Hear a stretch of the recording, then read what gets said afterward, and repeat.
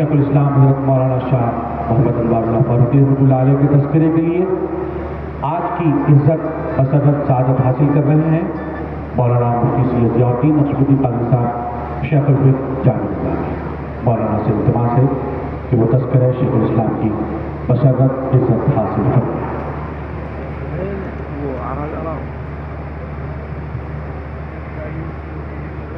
السلام علیکم ورحمۃ اللہ وبرکاتہ۔ الحمد للہ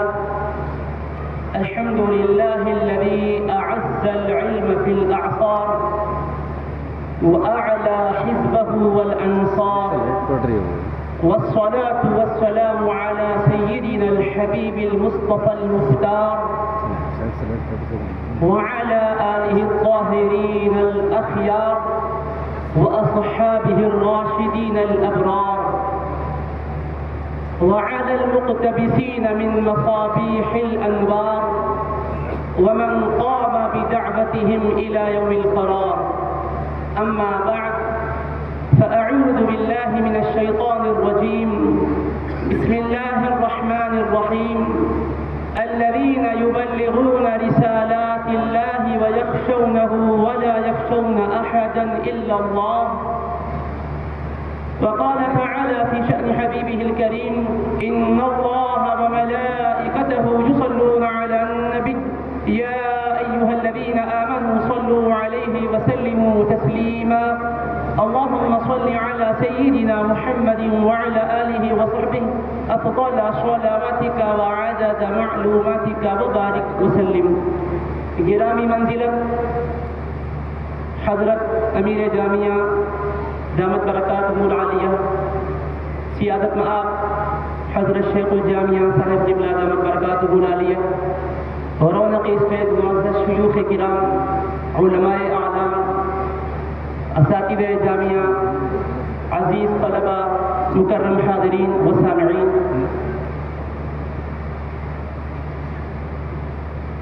نہایت ہی سعادت مندی اور خوش بختی کی بات ہے کہ شیخ الاسلام عارف باللہ امام محمد انوار اللہ فاروقی علیہ الرحمۃ والرضوان کے اس عرس پاک کی اور سالانہ جلسہ تقسیم اسناد کی مجلس سعید میں تذکیر شیخ الاسلام سے متعلق کچھ عرض کرنے کی ہمارے بزرگوں نے سعادت بخشی ہے۔ اس پر ہم اللہ کی بارگاہ میں بھی شکر گزار ہیں اور اپنے اساتذہ اور شیوخ کا بھی شکر ادا کرتے ہیں۔ عزیزان محترم، اختصار کے ساتھ اس عبقری شخصیت کی بارگاہ عالی جاہ میں خراج عقیدت پیش کرنا ہے۔ آپ کی مبارک ذات کے بارے میں ایک ادنا طالب علم کیا عرض کر سکے، جن کی علمی جلالت اور بلندی کا تذکرہ اپنے دور کے علماء اعلام نے کیا، اور اس سے بڑھ کر کیا ہو کہ آپ کے مرشد برحق استاد المشائخ اور شیخ المشائخ شیخ العربی والعجم حضرت حاجی امداد اللہ مہاجر مکی رحمۃ اللہ علیہ نے جن مبارک کلمات کے ساتھ کیا ہے، اگر ان کلمات میں سے ایک ایک کلمے کی تشریح کی جائے تو اس کے لیے ایک باقاعدہ دفتر اور مقالے کی ضرورت ہے۔ آپ نے فرمایا کہ علامہ زمان فرید دوران جامع علوم ظاہری و باطنی عارف باللہ، آپ غور کیجئے کہ کتنے معنی ہے، جملے ہیں اور کلمات ہیں جو شیخ الاسلام کی عظمت اور منزلت کا پتہ بتاتے ہیں۔ اسی طرح سے مولانا عبدالحی نزہۃ الخواطر میں لکھتے ہیں: کان اوحد زمانہ فی العلوم العقلیہ والنقلیہ، کہ شیخ الاسلام علوم عقلیہ اور علوم نقلیہ میں یکتائے روزگار تھے، اپنے زمانے کے امام تھے، جن کی عظمت شان کا دنیا اعتراف کرتی ہے، انہوں نے آپ کی عظمت شان کا اعتراف بھی کیا، اظہار بھی کیا اور لوگوں کے سامنے پیش کیا، اور آپ کے جلیل القدر اساتذہ کرام نے آپ کی عظمت شان کی تعریف و توصیف کی ہے۔ یہ حقیقت ہم پر واضح ہے کہ حضرت علامہ عبدالحی فرنگی محلی رحمۃ اللہ تعالی علیہ نے آپ کا تذکرہ کیا جبکہ آپ ان کے پاس تعلیم پا رہے تھے، تو استاد محترم اپنی کتاب لکھ رہے ہیں، تعلیم فرما رہے ہیں، تو تعلیم کے موقع پر لکھتے ہیں: الفتھا حین قراءۃ الذکی المتوقد المولوی الحافظ محمد انوار اللہ، کہ میں یہ رسالہ اس وقت لکھا ہوں جبکہ ذہین و فطین طالب علم، بیدار مغز طالب علم مولوی حافظ محمد انوار اللہ میرے پاس پڑھ رہے تھے۔ تو اب غور کیجئے کہ استاد کو کس قدر آپ کے علمی جستجو اور طلب صادق پر ناز ہے کہ فرماتے میں نے اس زمانے میں لکھا جب کہ یہ میرے پاس پڑھ رہے ہیں، ہزاروں طلبہ استاد کے پاس پڑھتے ہیں، لیکن استاد ناز اسی پر کرتا ہے جو علوم و معارف کا تاجدار ہونے والا ہوتا ہے۔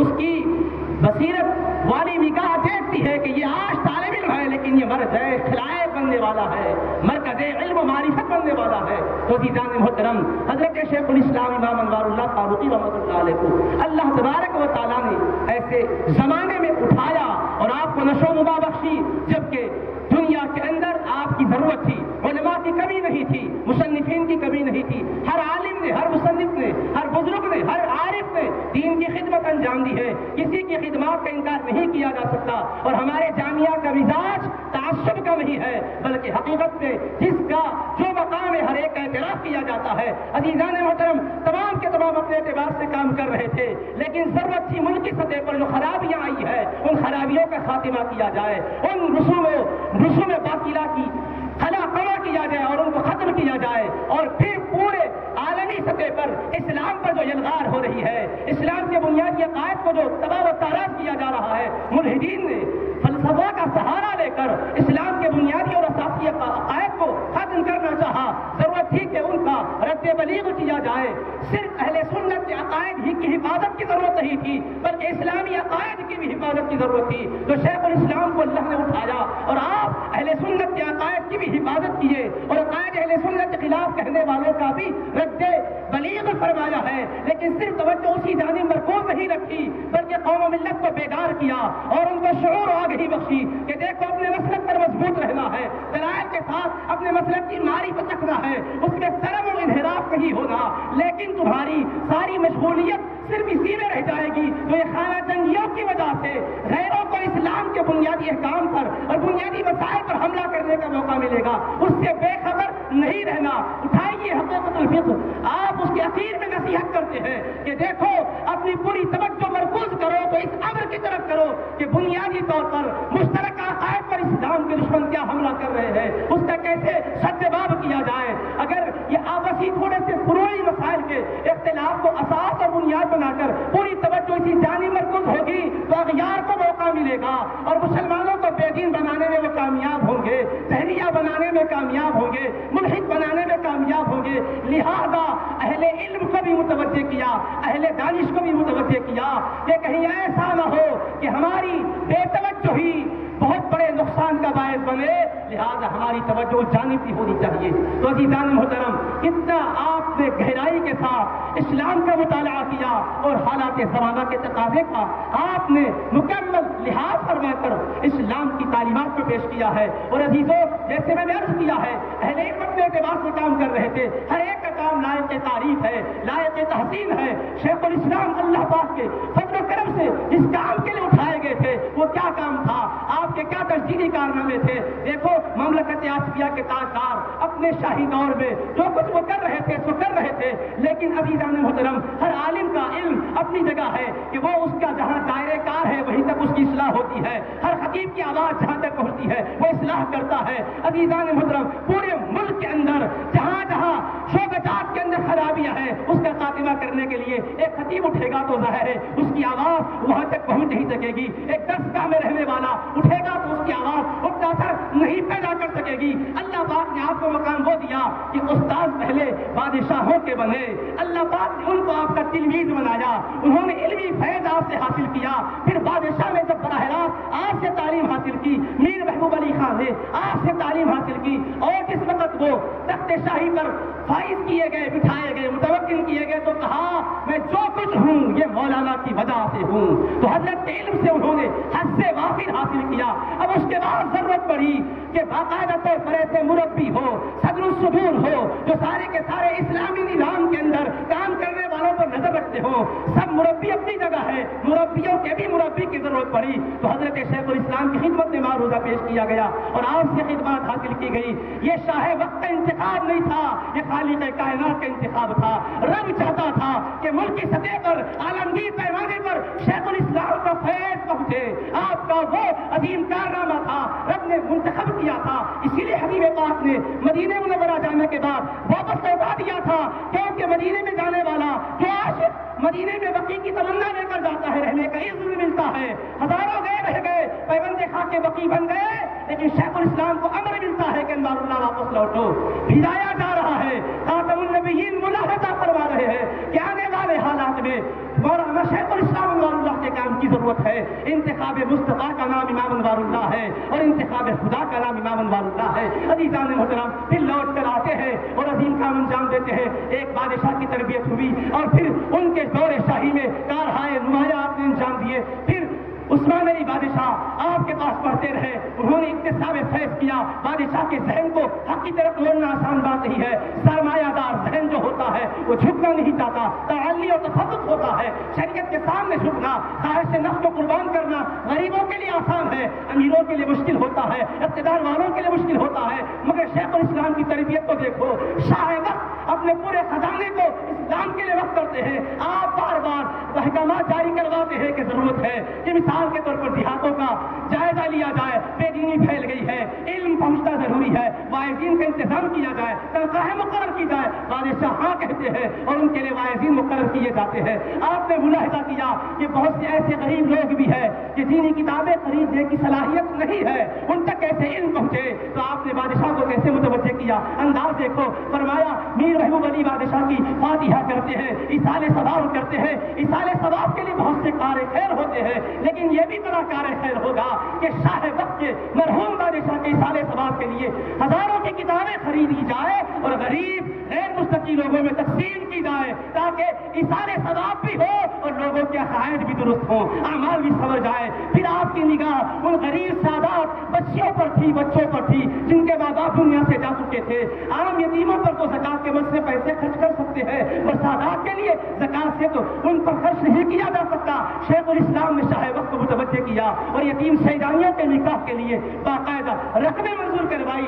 آپ نے ان کا بھی اہتمام فرمایا ہے. شیخ الاسلام نے ملاحظہ فرمایا کہ ملک کے اندر جو مسلک ہے, مذبح ہے, جہاں سے جانور ذبح ہو کر لوگوں تک پہنچتا ہے گوشت, اگر اس کے اندر خرابی ہوگی, حلال غذا میسر نہیں آئے گی تو آدمی سچ بات نہیں کہہ پائے گا, عبادت کا لطف و مزہ نہیں ملے گا. توجہ نہیں لائی تو کیا ہوا, وہاں مسلک میں جو خرابیاں تھی اس کا خاتمہ یوں کیا کہ ایسے ملاؤں کو مقرر کیا جو باقاعدہ طور پر احکام ذبح کو جامعہ میں سیکھے. ان کے لیے آپ نے ایک باقاعدہ طور پر نظام مقرر فرما دیا. اسی طرح والد امام تو بیٹا بھی امام, والد خطیب تو بیٹا بھی خطیب, چاہے وہ صلاحیت رکھتا ہو یا نہیں رکھتا ہو, احکام جانتا ہو یا نہیں جانتا ہو. اب امام و خطیب اگر خود اسلام کے احکام کو نہ جانے, مسائل کو نہ جانے اور وہ خطابت پر آئے تو سوائے گمراہی کے, سوائے بدعملی کے اور کیا ہوگا. تو ضرورت محسوس کی اس شعبے کو آپ نے اس طرح سے منور کیا کہ ان حضرات کو فرمایا کہ والد اگر امام ہے تو بیٹا کا امام ہونا برا نہیں ہے مگر تعلیم سیکھو. ان کے لیے امامت کا شعبہ مقرر کیا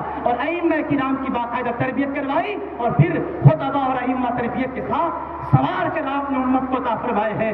آپ نے محسوس کیا سجادگان کے لیے بھی روحانی تربیت کی ضرورت ہے. ان کے لیے ہدایت الشیوخ کے نام پہ ہدایت الشیوخ کے نام سے کتاب ترتیب دلوائی اور اس کا مقصد کیا تھا تاکہ اخلاق کیا ہے, طریقت کس کا نام ہے, روحانیت کس کا نام ہے, وہ اچھی طرح سے تربیت پائیں. پھر اس کے بعد اور اس کو ہدایت کے منصب پر بیٹھے تو ان کی توجہ سے انفاس قدسیہ سے لوگوں کے دل میں اللہ کا ذکر بیٹھ جائے, وہ دنیا کی بردار لذتوں میں نہ کھو جائے, قرب مولا کی لذتوں سے سرشار زندگی گزارے. اس پر بھی آپ نے توجہ فرمائی. اور پھر کتابیں ایسی گرا قدر آپ نے لکھی ہے. عزیزان محترم بظاہر 40 کتابیں ہیں اور ہر کتاب کے اندر معنی اور مفاہیم ایسے ہیں کہ عزیزان محترم ایک فقرے کی تشریح کرو. بلا مبالغہ میں عرض کر رہا ہوں کہ آپ ایک مستقل کتاب لکھ پائیں گے. اور میں اپنے برادران نظامیین سے عرض کرنا چاہوں گا, اے عزیز ساتھیو, آج دنیا کے حالات کو تم دیکھو. جیسے 3-4 روز پہلے جامعہ کا سیمینار ہوا, مقصد یہی تھا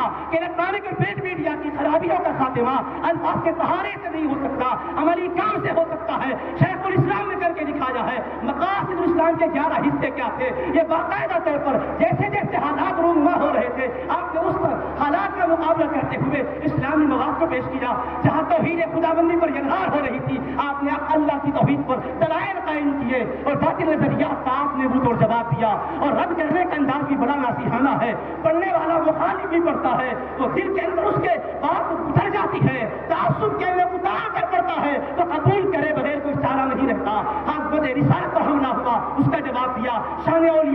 کیا گیا اس کا جواب دیا. صحابہ کی محبت کی بھی تعلیم دی, اہل بیت کی عظمت کی بھی تعلیم دی ہے.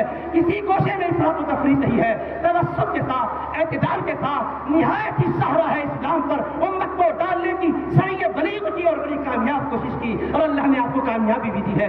آپ کے دور میں قادیانی کا فتنہ باقاعدہ طور پر ابھر رہا تھا, وہ کہ دکن میں داخل نہیں ہوا تھا. مراد کی نگاہ ہے بصیرت افروز ملاحظہ فرما رہی تھی کہ نہیں, اگر نظر انداز کر دیا جائے گا تو یہ امت کو تباہ و تاراش کر کے رکھے گا. اس کی کتابیں منگوائی آپ نے, ازالۃ الابہام پڑھی, اور پھر اس کا رد بلیغ آپ نے افادۃ الافہام کتاب کے ذریعے سے کیا, جو 1000 صفحات سے زائد صفحات پر مشتمل ہے. عزیزان محترم, کون سا گوشہ ایسا ہے جس پہ شیخ الاسلام کا علمی فیض نہ ہو کتابوں کے ذریعے سے, رسالوں کے ذریعے سے. پھر عزیزان محترم, ہم دارالفتہ میں فتوے دیں گے, ہم فقہ کی کتابیں پڑھائیں گے, لیکن کچھ لوگ وہ ہیں کہ فقہ کو ہی نہیں مانتے. مسائل کی ہزاروں کتابوں کے حوالے دے دو, ان کا جواب یہی ہے کہ فقہ خود بدعت ہے, اس کی اساس کتاب و سنت پر نہیں ہے. اب آپ کتنے دلائل دیں گے, رد المحتار بولو, فتاوی عالمگیریہ بولو, ہزاروں کتابیں فقہ کے جزیات کے طور پر ہم ان کو سناؤ تو کہیں گے یہ سب صحیح, ہم تو فقہ ہی کو نہیں مانتے. تو حضرت شیخ الاسلام نے بنیاد پر حملہ ہو رہا تھا, اس بنیاد کی عظمت کو ثابت کرنے کے لیے تو جلدوں میں حقیقت الفقہ کے نام سے کتاب تحریر فرمائی. آپ پڑھتے ہیں, اور جو بھی پڑھے گا اگر وہ واقعتاً سنجیدگی سے پڑھتا ہے تو آج تک کوئی مسئلہ ایسا نہیں ہوگا کہ جس کے بارے میں وہ حل نہ کر سکتا ہو. ہر ایک مسئلے کا حل ہے. اور انداز آپ کو بتاؤں, عصر حاضر کے نئے مسائل آ رہے ہیں, علماء کرام سر جوڑ کر بیٹھتے ہیں کہ حل کیا جائے. مثال کے طور پر میں عرض کروں, اب پہلے قرآن شریف تو کتابی شکل میں تھا, اب میڈیا کے ذریعے سے وہ کیسٹ میں بھی منتقل ہوا. ہماری آواز سیڈیوں میں منتقل ہو رہی ہے, ڈی وی ڈیز بن رہے ہیں, الیکٹرانک میڈیا سے نشریات کا سلسلہ ہے. اب ضرورت اس امر کی ہے کہ امت اگر ہم سے پوچھے قرآن کو ہاتھ لگانا بے وضو جائز نہیں ہے, کیا کیسٹ کو ہم ہاتھ لگا سکتے ہیں, کیا سی ڈی ڈی وی ڈی کو ہاتھ لگا سکتے ہیں, تو عزیزو ہمیں جزیات فقہ کے تلاش کرنے ہوں گے. لیکن چونکہ الیکٹرانک میڈیا کا یہ دور ہے, ہم جن کتابوں کو پڑھتے پڑھاتے ہیں اس وقت یہ ترقی یافتہ دور نہیں تھا, یہ شکل نہیں تھی, تو جزیہ بھی نہیں ملے گا. اب کس طرح سے حل کرے, قربان جاؤ عظمت شیخ الاسلام پر. اے شیخ الاسلام, آپ کی تحقیق پر ہماری ساری تحقیق قربان, آپ نے ہمیں رشتہ نہیں چھوڑا ہے, اپنی کتابوں کے ذریعے سے ہماری رہبری فرمائی ہے. اٹھاؤ مقاصد اسلام کا 8واں حصہ سورہ ناس کی تفسیر کی, اور تفسیر کی کلام اللہ کی بحث کر رہے ہیں, کلام لفظی, کلام نفسی. میں علمی گفتگو میں نہیں لے جانا چاہوں گا, یہ عقیدے کی بحث ہے, یہ علم کلام کی بات ہے. اس کو سمجھاتے سمجھاتے شیخ الاسلام سمجھانے پر آئے تو فرمائے اللہ کا کلام نبیوں کے پاس جو آتا ہے وہ کلام نفسی کا القاء ان کے قلب پر ہوتا ہے, وہ پڑھ کر سناتے ہیں. تو کلام اللہ وہ ہے جو ان کے دل پر اتارا گیا. اب جو پڑھ رہے ہیں وہ کلام نفسی نہیں ہے, کلام لفظی ہے, وہی کلام ربی ہے, مگر لفظوں کی شکل میں وہ ظاہر ہو رہا ہے. جب لکھتے ہیں تو تحریری شکل میں ہے, مکتوبی شکل میں بھی ہے, ملفوظی شکل میں بھی ہے. اب کلام بحیثیت کلام اللہ کے واجب التعظیم ہے.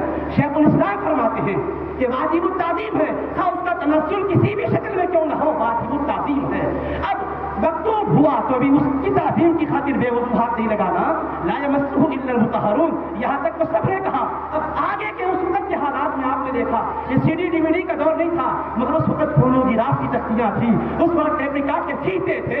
شیخ الاسلام گفتگو کو آگے بڑھاتے ہوئے فرماتے ہیں کہ دیکھو کلام اللہ جب کتابت کی شکل میں آیا تو اس کا بھی احترام لازم ہے, اور پڑھنے کے لیے احترام ہے. دیکھو جنابت کی حالت میں ہو تو قرآن نہیں پڑھ سکتے, کلام اللہ کی عظمت کی خاطر یہ حکم ہے, اور بے وضو چھو نہیں سکتے. کتابت کی شکل میں ہو, تحریری تو نہیں چھو سکتے. تو آپ نے فرمایا کتابت کی شکل میں بھی تو کلام اللہ ہی ہے, جو پڑھتے ہیں وہ کلام اللہ ہے, یہ تحریری شکل میں ہے. کاغذ کا احترام کیوں ہے, اس لیے کہ کلام اللہ لکھا ہوا ہے.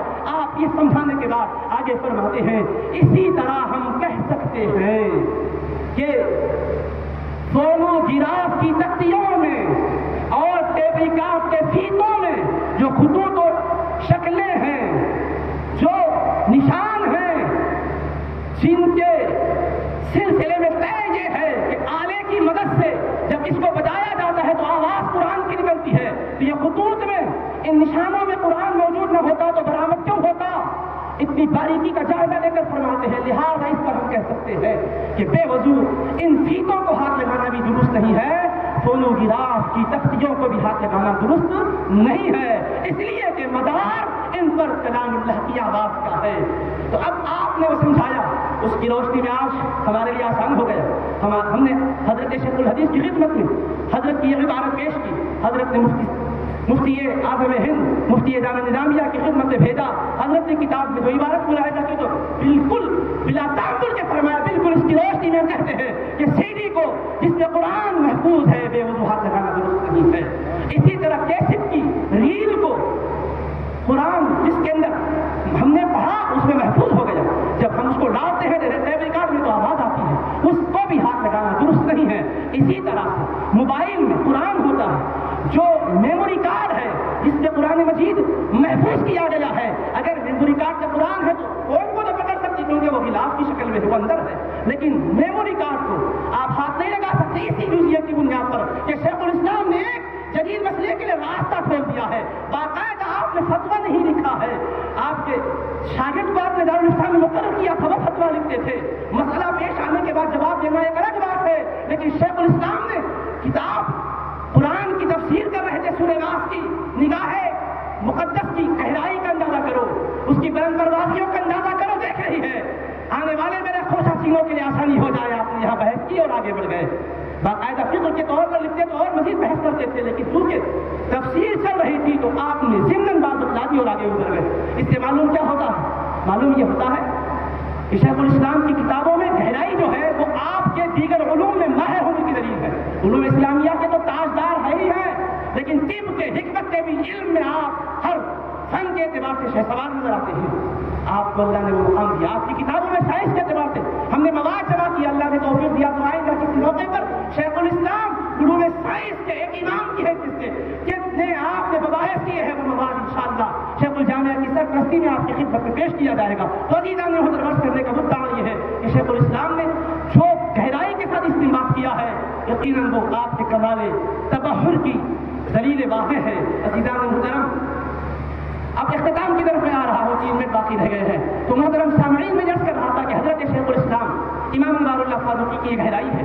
اب بات یہاں آگے تو میں اس کو اور واضح کر دوں, اگر میموری کارڈ میں قرآن شریف ہے اور اس کے ساتھ ساتھ دیگر اور بھی مواد اس میں بھرا ہوا ہے اور بھی کتابیں آپ نے اس کے اندر محفوظ کر دی ہے, تو پھر اب ہاتھ لگانے کے لیے فقہ کا وہ فائدہ دیکھنا ہوگا آپ کو, کون سا کہ کسی کتاب میں قرآن بھی ہے اور تفسیر بھی ہے.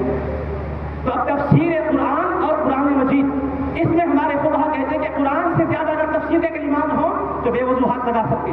اسی پر گفتگو کرتے ہوئے ہمارے مفتی عظیم الدین صاحب قبلہ دعوت برکاتہ اللہ علیہ نے اس عبارت کی وضاحت میں فرمایا کہ اگر میموری میں قرآن کے علاوہ اور بھی کتابیں ہیں اور وہ مواد اس سے ظاہر ہے تو پھر ہاتھ لگانے کی گنجائش ہے. خالص قرآن ہو یا پھر قرآن کے ساتھ کچھ اور مواد بھی ہمیں کم ہے مقدار میں تو پھر اس کو ہاتھ لگانا منع ہے. یہ مسئلہ آپ کو ہم نے یہاں کی دارالفتہ کا بتایا ہے, لیکن علماء کرام کی تحقیقات مختلف ہوتی ہے, کوئی عقیدے کی بنیاد کا مسئلہ نہیں ہے, ایک نئے مسئلے پر تحقیق ہے. دارالفتہ میں دیگر حضرات کچھ اور بھی تحقیق پیش کر سکتے ہیں, چنانچہ دیگر بات علماء ہمارے ہندوستان کے CD کو بے وضو ہاتھ لگانے کو جائز کہتے ہیں, ان کی اپنی تحقیق ہے, ہم کسی کی تحقیق کو غلط نہیں بول رہے, ہم صرف یاد کرنا چاہتے ہیں کہ شیخ الاسلام نے تحقیق جدید کے لیے بھی ہمیں راہ ہموار کر دی ہے. آپ نے راستے ایسے بنا دیے ہیں, ہمیں چل کے آگے بڑھنا ہے.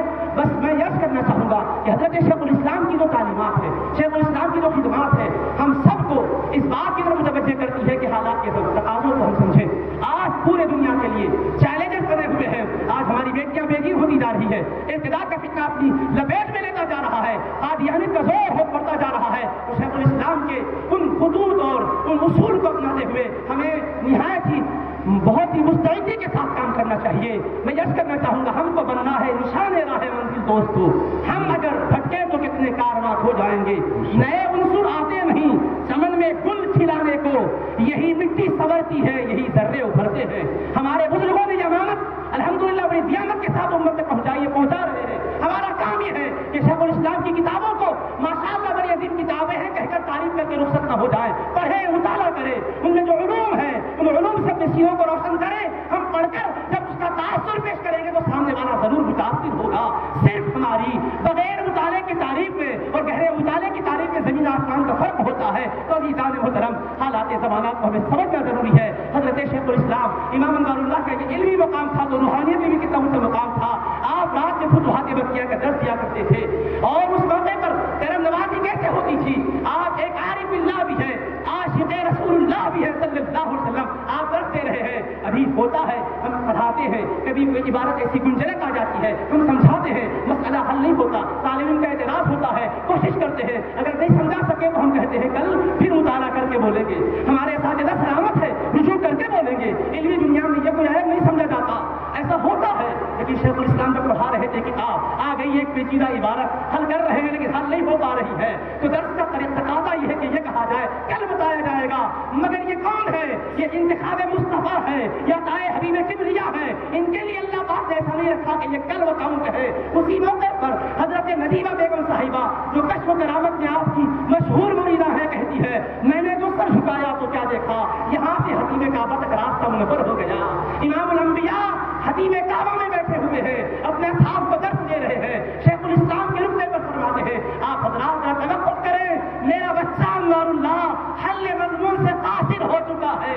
آقا نے توجہ مبذول کی, امام انوار اللہ مسئلے کو حل کر دیے. آقا مسکرا کر فرماتے ہیں چلو توجہ سے مسئلہ حل ہو گیا. عزیزوں, یہ شیخ الاسلام کو وراثت میں ملا ہے اور ہم انوار اللہیوں کو یہ فیض ملتا ہے, ملتا ہی رہے گا, بشرطے کہ ہم بن کر رہے. جستجو کرنا ہمارا کام ہے, محنت کرنا ہمارا کام ہے. عزیزان محترم, حالات کو سمجھے, دلوں کے اندر اپنی وسعت پیدا کریں. ہر ایک صاحب علم کے علم کی قدر کریں اور ہر صاحب تصنیف کی تصنیف کی قدر کریں. شیخ الاسلام کی تصنیفات کو آج کل ہم دنیا کے اندر پھیلائے. الحمدللہ مشاہد العلوم نے ہی بیڑا اٹھایا اور نئے انداز سے کتابیں پوری چھپ کر آ رہی ہے. اللہ ہمارے اساتذہ کو سلامت باکرامت رکھے. یہ وقت کے نباز ہیں, حالات پر کڑی نظر رکھتے ہیں, نفس کو پکڑ کر اس کا علاج بتاتے ہیں. ہمیں انہوں سے جو کچھ ہم نے سیکھا ہے اس کو دنیا میں پھیلانے کی ضرورت ہے. جامعہ ہر جگہ نہیں آئے گا, ہر فرزند جامعہ خود اپنی ذات میں جامعہ ہوگا. جہاں بھی جاؤ شیخ الاسلام کے فیضان کو پھیلاؤ, عظمت شیخ الاسلام دنیا کو بتاؤ. اور یہ صرف اس لیے نہیں کہ نظامی ہے کہہ کر رہے ہیں. اگر کوئی انصاف پسند شخص اسکالر ہو تو آپ کی تحقیقات علمیہ کو دیکھ کر وہ یہی کہے گا جو ہم کہہ رہے ہیں, اس سے زائد کہے گا. عزیزان محترم, اللہ کی بارگاہ میں دعا کرتا ہوں مالک و مولا حضرت شیخ الاسلام کی باقی تعلیمات پر ہمیں چلنے کی توفیق عطا فرما اور آپ کے فیوز و برکات پر سب کو مستفید و مستفید فرما. اور ہمارے شیوخ کو, جامعات کو اور انتظامی کمیٹی کے ذمہ داروں کو, میر صاحب کو, کام کو, قرآن طلباء قدیم و جدید کو, محبین مخلصین کو اپنی خاص عنایتوں سے مالامال فرما. اللہ تبارک و تعالی ہماری دعاؤں کو شیخ الاسلام کے تصدق میں قبول فرمائے. وصلی اللہ تعالی علی محمد وآلہ وصحبہ اجمعین والحمد للہ رب العالمین. السلام علیکم ورحمۃ اللہ وبرکاتہ.